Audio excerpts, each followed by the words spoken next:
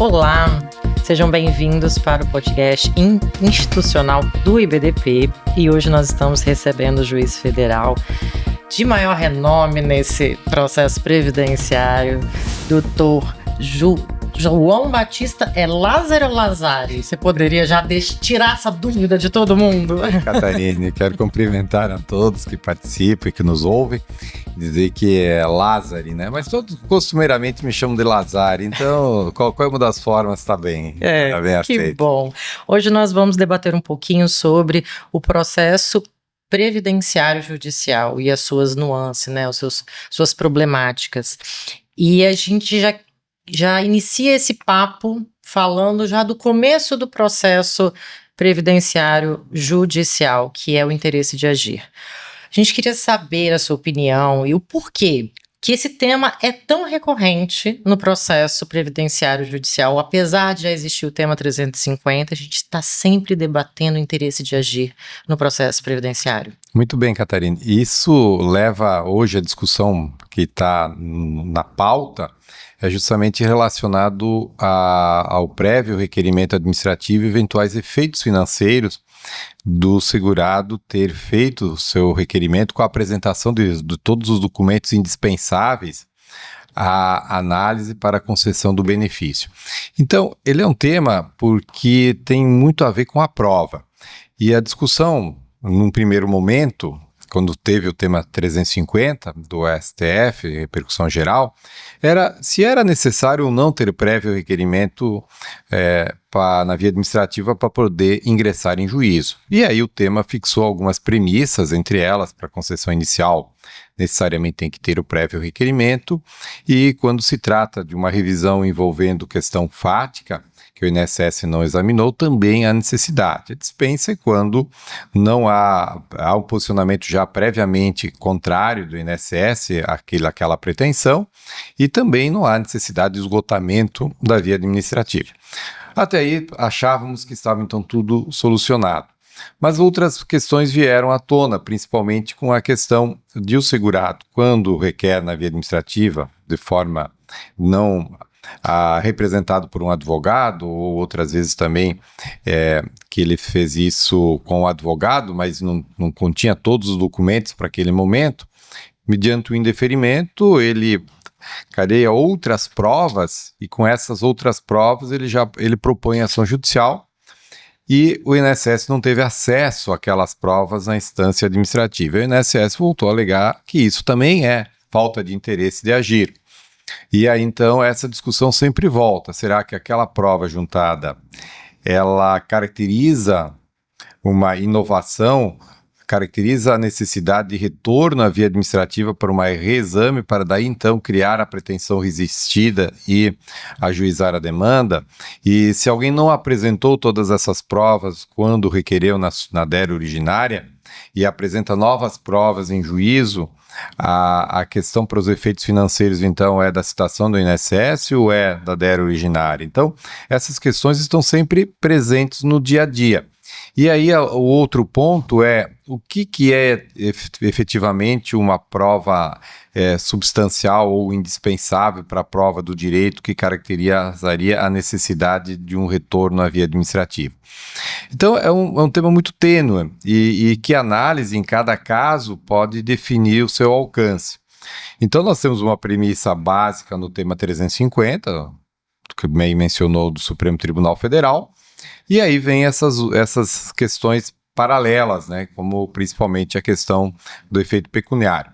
De qualquer forma, o que a gente pode recomendar, e é mais salutar, é que ao fazer o requerimento administrativo, todas as provas que o segurado disponha devem ser apresentadas ao INSS e, eventualmente, quando há por parte do INSS uma carta de exigências para complementação da documentação, ele também deve procurar cumprir, porque daí se ele cumpriu o que o INSS exigiu de complementação e houve mesmo assim um indeferimento de concessão ou de revisão, ele está amparado para o ingresso na via judicial, sem essa discussão do prévio requerimento, e também garantindo os efeitos financeiros retroativos à data da entrada do requerimento. Então, esse cuidado tem que ser adotado, e é aquela questão que nós comentamos, é questão fática. Então, a questão fática, por mais que se tenha a tese jurídica, sempre ela permite uma discussão a respeito disso e o INSS costuma alegar, né, como uma tese de defesa,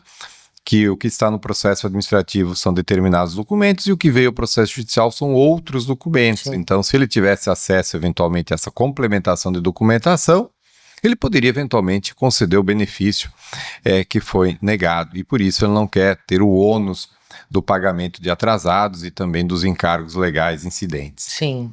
E quando a gente fala da exigência, como o doutor bem trouxe, doutor, como um juiz federal, como enxerga um processo administrativo previdenciário onde o INSS não faz esse pedido de prova, não abre essa exigência?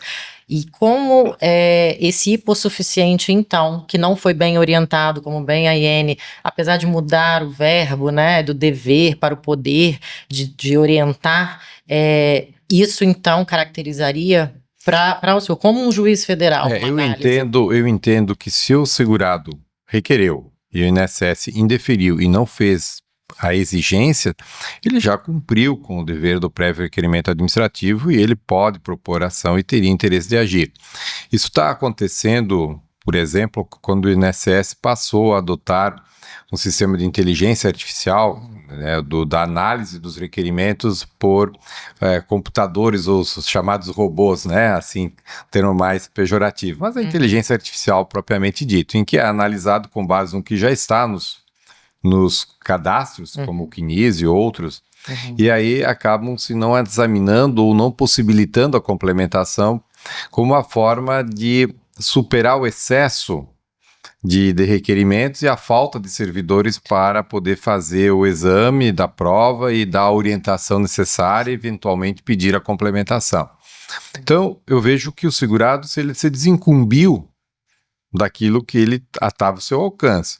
Ele fez o requerimento, ele juntou as provas que ele estava ao seu alcance, não foram exigidas novas provas, com a carta de exigência, e o benefício foi indeferido ou a revisão negada.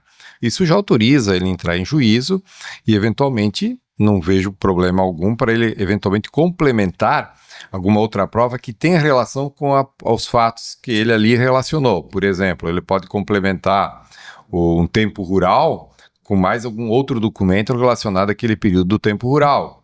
Ele pode complementar do tempo de atividade especial nociva à saúde, de repente que ele já apresentou um PPP lá e agora ele tem a cópia eventualmente do LTCAT, ele pode juntar, porque esse tema ou esses períodos já eram objetos do requerimento, ele não está pedindo um período novo que não fez parte. Sim. Eventualmente pode ter um complemento de prova, que também pode acontecer até mesmo na via judicial, sim, com uma determinação de uma perícia, que o juiz que venha requisitar um documento que está em poder da empresa, e assim por diante.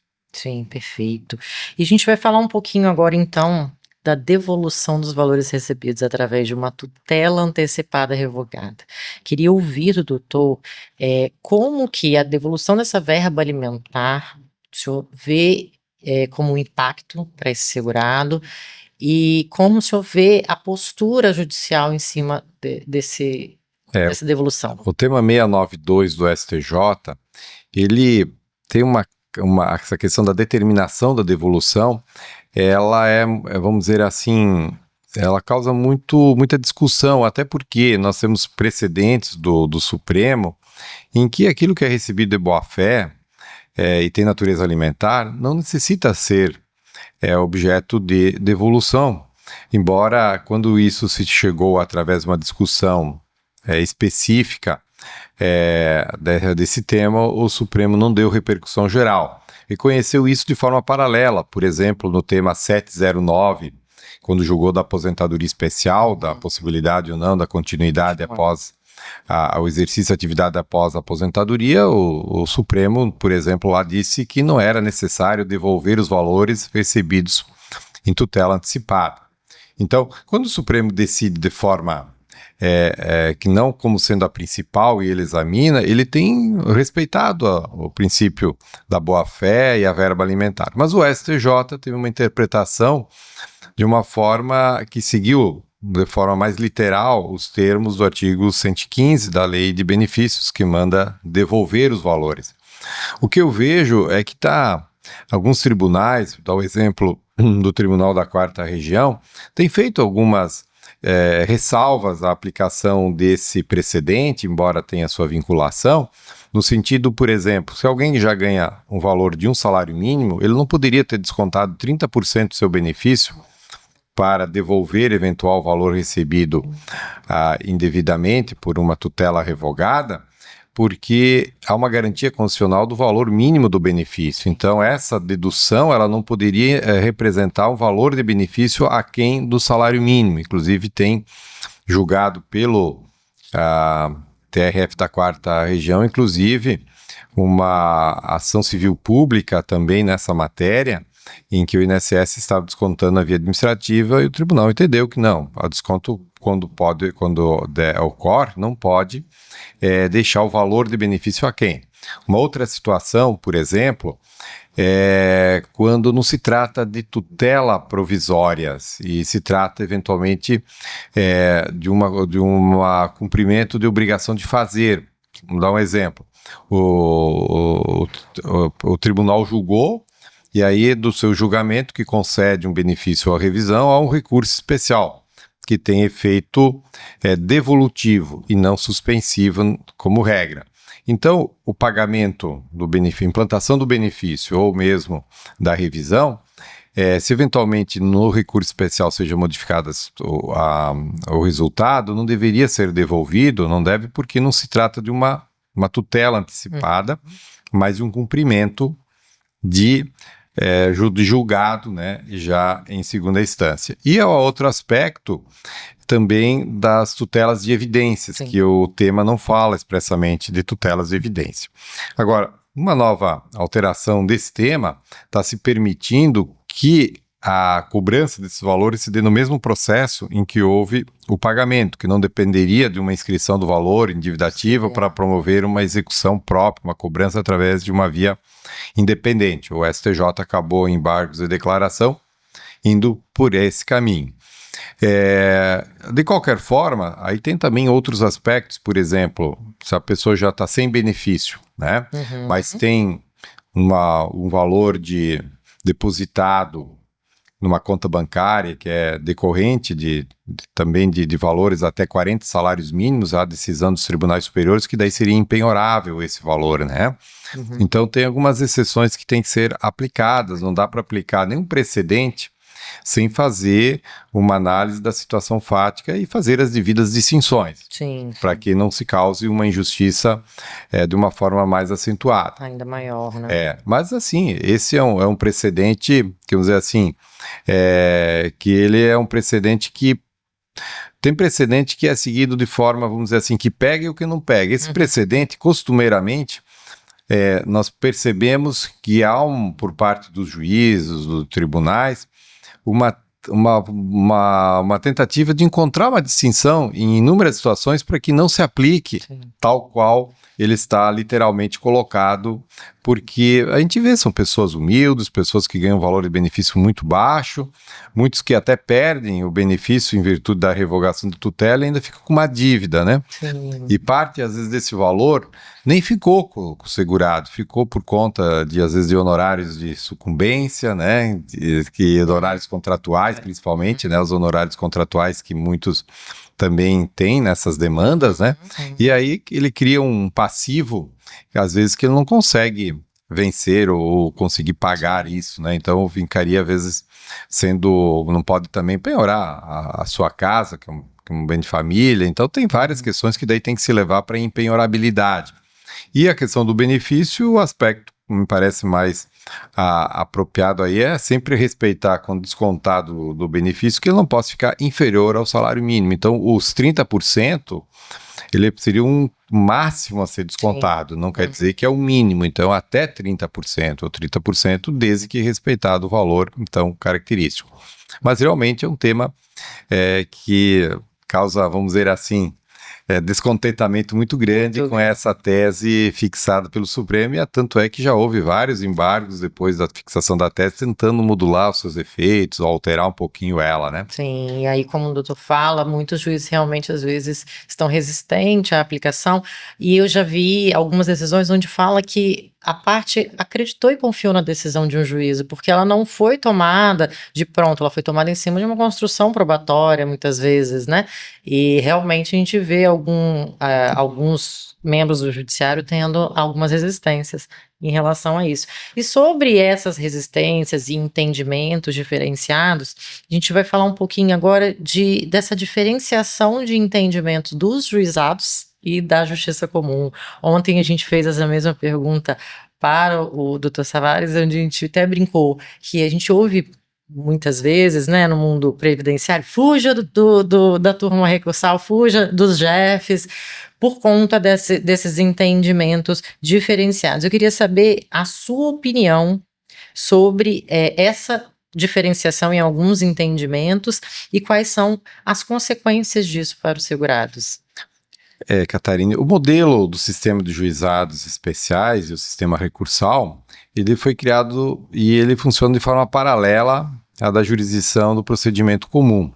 Então, o juiz, no âmbito do juizado, tem o seu segundo grau, as turmas recursais, e a partir daí a uniformização com a turma regional ou com a TNU e eventualmente conseguindo a da TNU chegar ao STJ em casos muito especiais e excepcionalmente também o recurso extraordinário. Mas o fato que eu diria que hoje causa, vamos dizer assim, um distanciamento está, na minha forma de ver, mais relacionado à questão do exame da prova e a produção da prova. Porque a fixação das teses, basicamente, hoje, que acabam causando ou gerando a vinculação, na maioria que a gente diz, é a do Supremo, do STJ, e a TNU, no caso dos juizados, através dos seus representativos de controvérsia, suas súmulas, que acabam gerando uma vinculação. O ponto de comunicação que o CPC 2015 criou para vincular os juizados à jurisprudência do tribunal, então foi através do IRDR e do IAC, Incidente de Assunção de Competência. Então essas teses ali fixadas, elas vinculariam os juizados. E quando não cumprido por uma turma recursal, por exemplo, a tese que tenha sido fixada pelo tribunal nesses incidentes, caberia uma reclamação ao tribunal para que se observasse essas teses. Agora, decisões do tribunal que forem de forma diversa desse modelo não vão vincular os juizados. Então, os juizados têm o seu sistema próprio de uniformização de jurisprudência, que é entre as decisões do próprio juizados ou dos juizados em relação ao STJ e não do tribunal. Então, causa efetivamente algumas distorções em precedentes de tribunal com precedentes de turmas recursais.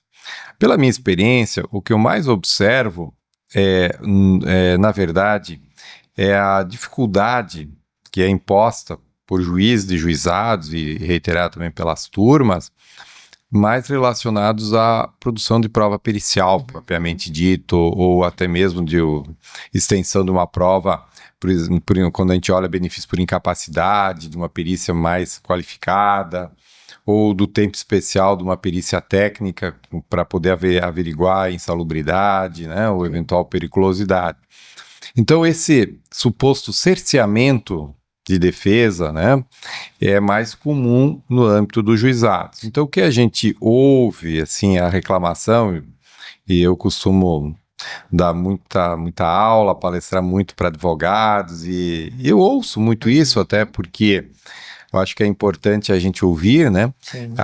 Realmente, muitos advogados procuram evitar o ajuizamento no juizado, só que tem um limite de competência, que a competência é obrigatória, que é até 60 salários mínimos, e quando possível, ir para a competência da jurisdição comum. Juizados é mais célere, competência comum mais demorado do que os juizados. Mas a grande diferença está num processo com uma dilação probatória melhor, mais robusta. Sim. E que muitas vezes no juizado não se permite e aí acaba gerando indeferimentos. Então, esse, para mim, me parece, além dos precedentes, porque o IRDR tirando, eu vejo o Tribunal da Quarta Região, os demais tribunais têm poucos precedentes previdenciários utilizando o IRDR, ou mesmo o IAC, né? Então, isso não tem uma grande vinculação. Sim. E aí acaba sendo a vinculação realmente STJ, TNU ou mesmo o Supremo. Então, seria isso. Eu acho que o encaminhamento vai depender muito da relação, a necessidade da instrução probatória mais robusta que vai definir a instância. Embora não teria, tecnicamente, não teria o porquê o juizado não permitir todas as provas que são permitidas no procedimento comum no do juizado. Mas criou-se aquela mentalidade que o juizado seria um procedimento célere, rápido, simplificado, e que envolve eventuais perícias tornaria o processo mais complexo, e aí se evita esse tratamento de causas, né? Principalmente o que mais gera inconformismo é quando envolve o tempo de atividade especial, com insalubridade, como falei, para a questão de avaliar o EPI, avaliar ou eventualmente o agente nocivo na sua avaliação qualitativa ou quantitativa, e isso prejudica muitas vezes a solução do feito. E o problema também dos juizados é que os juizados no seu procedimento não permite a ação rescisória, né? Então isso também é um limitador, eventualmente, de uma correção de uma decisão anteriormente produzida, em que, por essa limitação também acaba impedindo, né? Então, tem esses aspectos, assim, a serem analisados, e aí muitas vezes a estratégia. Muitos advogados usam aguardar um pouquinho mais para juizar para o valor da causa aumentar, outros incluem um dano moral para poder também superar os 60 salários mínimos, mas assim, o que eu percebi também em alguns lugares, por exemplo, em algumas regiões, vou dar o exemplo da primeira região.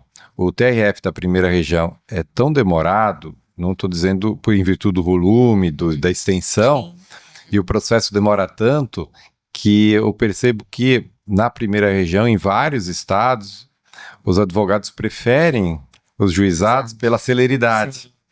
E querem evitar o tribunal pela morosidade. E outras regiões, como a quarta região, que o tribunal costuma ser mais célere, há uma procura, uma preferência pela jurisdição comum e a jurisprudência do tribunal ser mais, assim, análise de prova mais,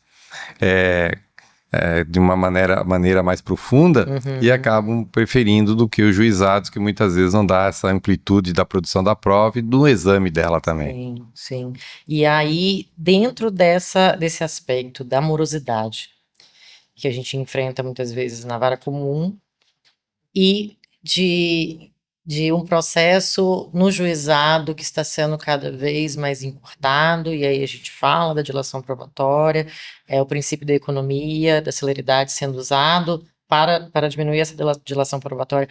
Qual a saída para isso de uma forma ágil, sem atropelar esse processo previdenciário? Eu acho que a gente tem efetivamente que trabalhar a desjudicialização, né, em muitas questões, principalmente como já houve no ano de 2024 um provimento conjunto, né, o CNJ colaborou com isso, também em parceria com a própria AGU, para que entendimentos sedimentados já na via judicial, que não geram vinculação na via administrativa, como é o caso dos repetitivos, que o INSS passe a adotar essa orientação e deixe eventualmente, decida já na via administrativa, conseguindo essa orientação consolidada nos tribunais, ou eventualmente, quando há a propositura de demanda judicial,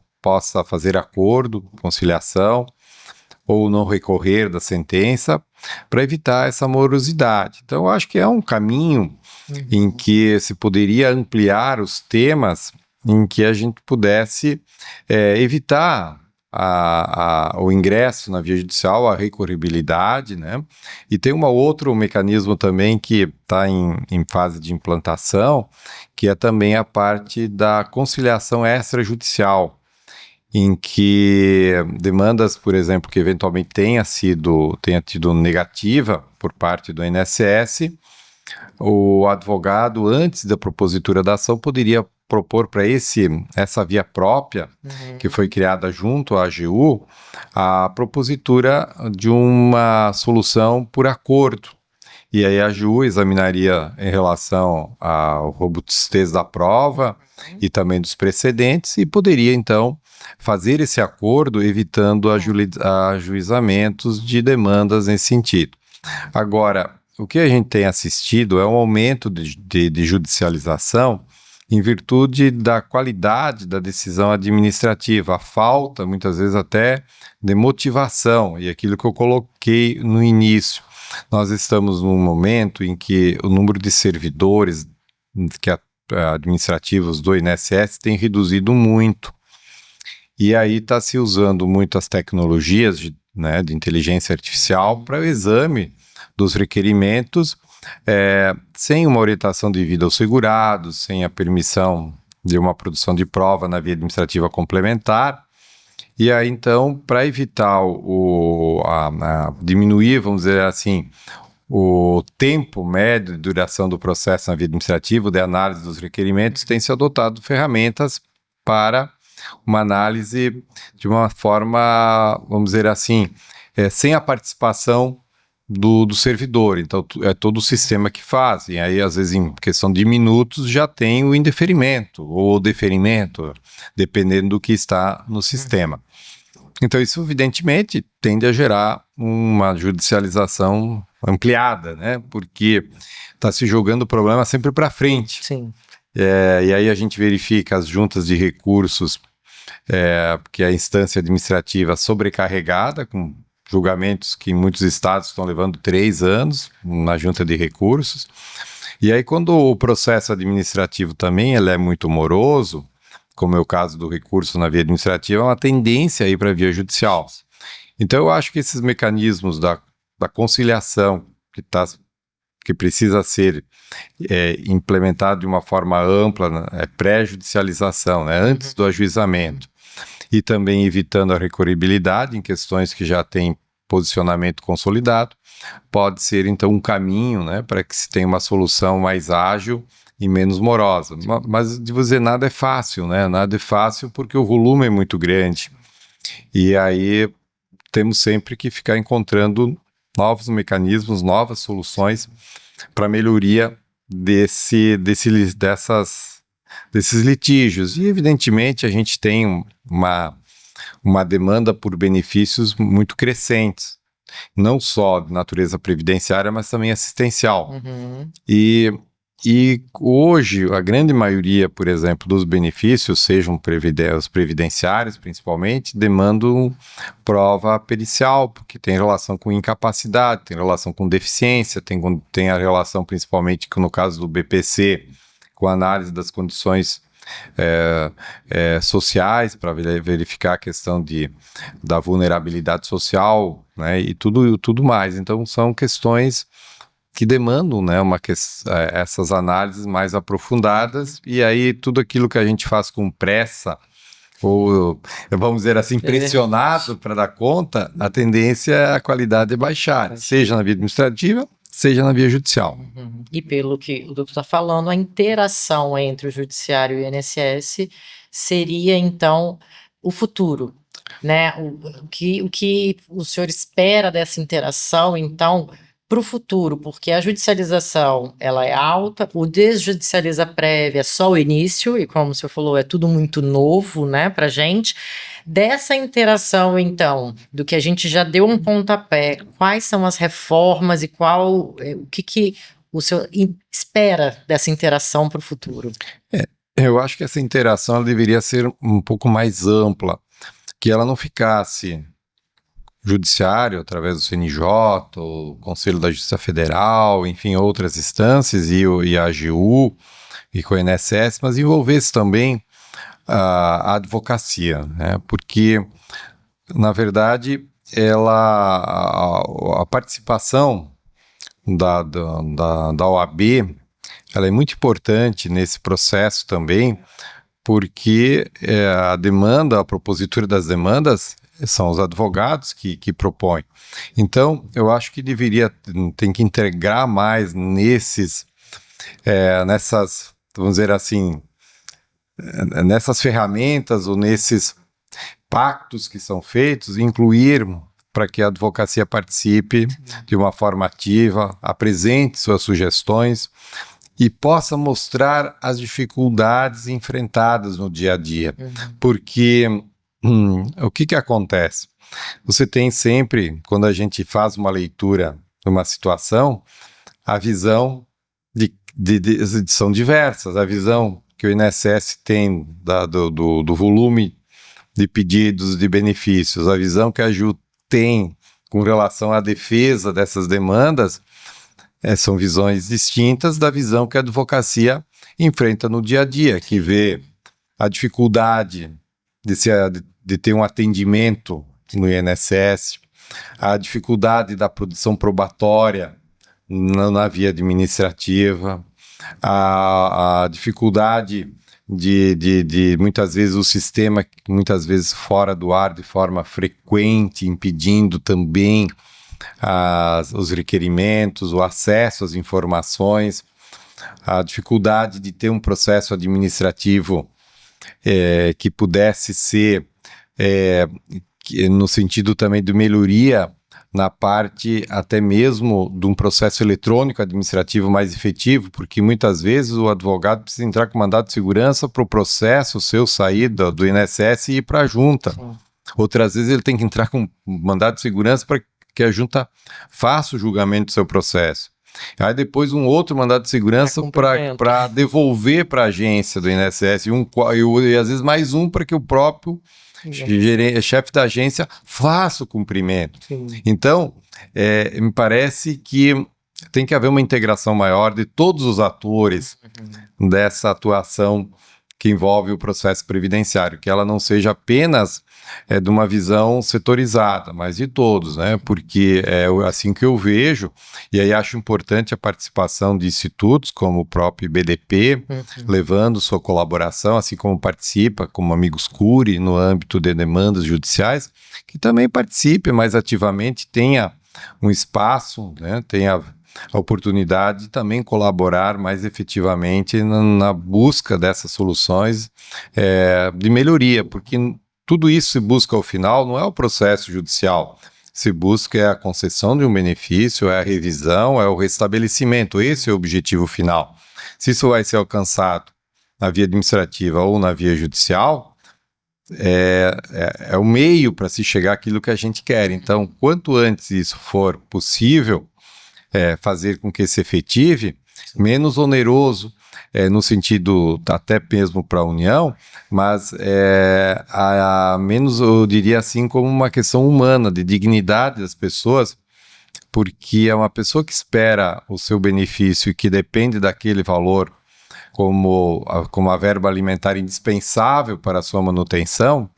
Cada dia a mais que o processo demora é uma angústia que vai se acumulando, né? Então muitas pessoas a sua doença se agrava, outras pessoas acabam vindo a óbito, né? Pessoas que acabam se endividando com financiamentos para depois ter que pagar e assim por diante. Então a solução, quanto mais breve, ela é melhor para todos envolvidos nela, né? Isso é uma verdade.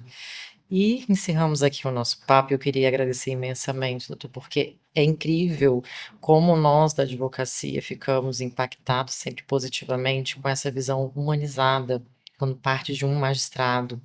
Então, sempre papos assim, que vem de um magistrado, essa visão humanizada, né, traz para a gente até uma esperança como advocacia. E quando você fala das dores da advocacia, é real, porque nós estamos ali, né, nessa luta, como o doutor mesmo falou, de diversos mandados de segurança e tudo mais. Então, eu queria te agradecer esse papo, queria agradecer a todos que estiveram com a gente até aqui, nesse bate-papo, nos ouvindo ou nos assistindo nas plataformas do IBDP. Queria também que o senhor convidasse os nossos associados e não associados para o Congresso de 2025.